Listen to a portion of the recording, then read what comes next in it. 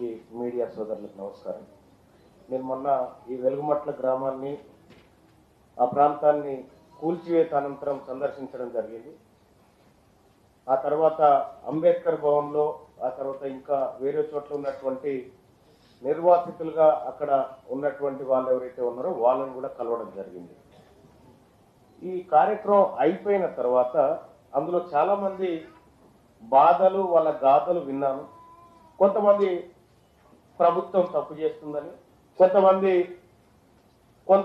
నాయకులు తప్పు చేస్తున్నారని, ఇంకొంతమంది మాకు అన్యాయం జరిగిపోయింది, కారకులు ఎవరో మాకు తెలియదు అనేటువంటి మాట మాట్లాడారు.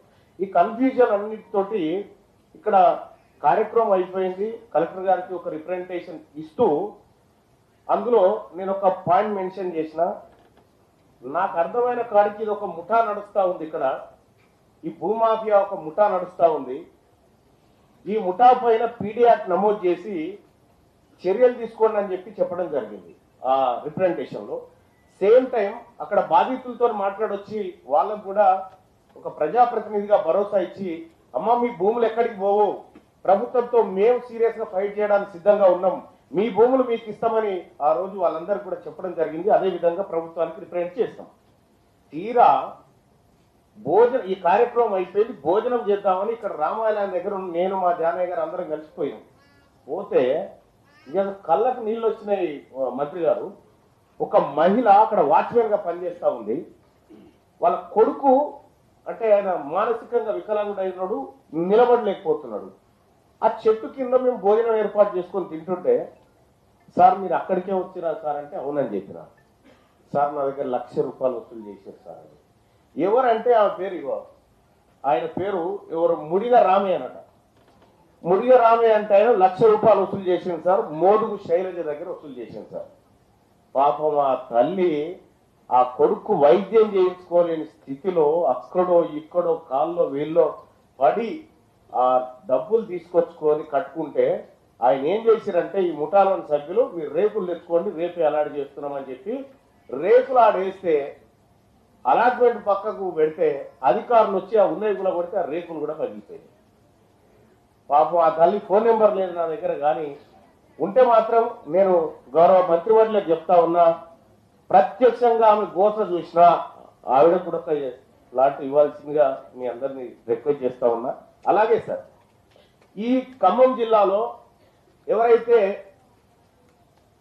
బాధితుల చెరలో దిక్కినటువంటి వాళ్ళు ఎవరైతే ఉన్నారో, బాధితులు ఎవరైతే ముఠాలు మీకు న్యాయం గుర్తుపెట్టుకోండి. ముఠాలు నా కాడ చాలా ఎవిడెన్స్లు ఉన్నాయి.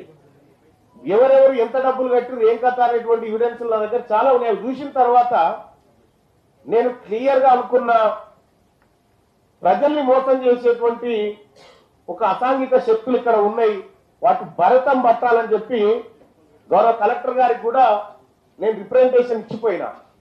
ఇవాళ ఏదేమైనప్పటికీ కూడా 311 మందికి పట్టాలు ఇస్తూ రాష్ట్ర ప్రభుత్వం మా అందరి కోరిక మేరకు నిర్ణయం తీసుకున్నందుకు రాష్ట్ర ప్రభుత్వానికి కృతజ్ఞతలు తెలియజేస్తూ, అలాగే ఒక ఇల్లు కడితే సరిపోదు, సౌకర్యాల సంగతి కూడా కొంత తేల్చాల్సినటువంటి అవసరం ఉంది.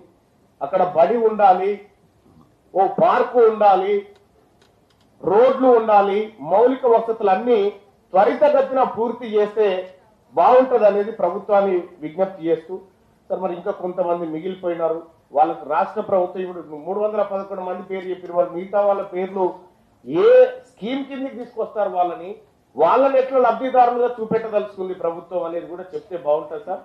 ఎందుకంటే వాళ్ళు కూడా ఈ ముఠా చేతిలో అక్కడో ఇక్కడ మోసపోయినటువంటి వాళ్ళు కాబట్టి వాళ్ళకు కూడా మిగతా లబ్ధిదారులకు కూడా న్యాయం జరగాల్సినటువంటి అవసరం ఎంతైనా ఉంది.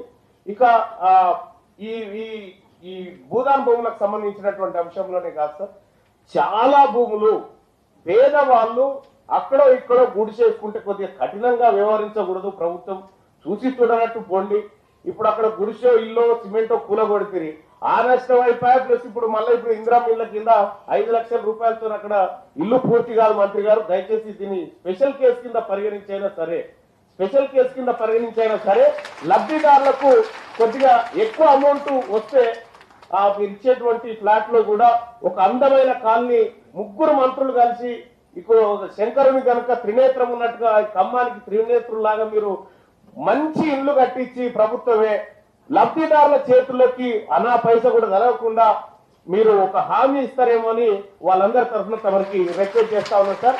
లబ్ధిదారులారా, ఆ రోజు మీ దగ్గరకు వచ్చి మీ అందరికి దండం పెట్టి చెప్పినాం మీ భూములు ఎక్కడికి పోవాలి. ఇవాళ ఇదే కార్యక్రమం పట్టాల పంపిణీ కార్యక్రమం దగ్గరికి వచ్చినాం. ఇంకా ఏ కష్టమైనా నాలాంటి వాళ్ళకి కానీ మంత్రులకు కానీ ఎవరికైనా ఓపెన్ గా చెప్పుకోండి, కానీ మధ్యవర్తులను సంప్రదించకండి.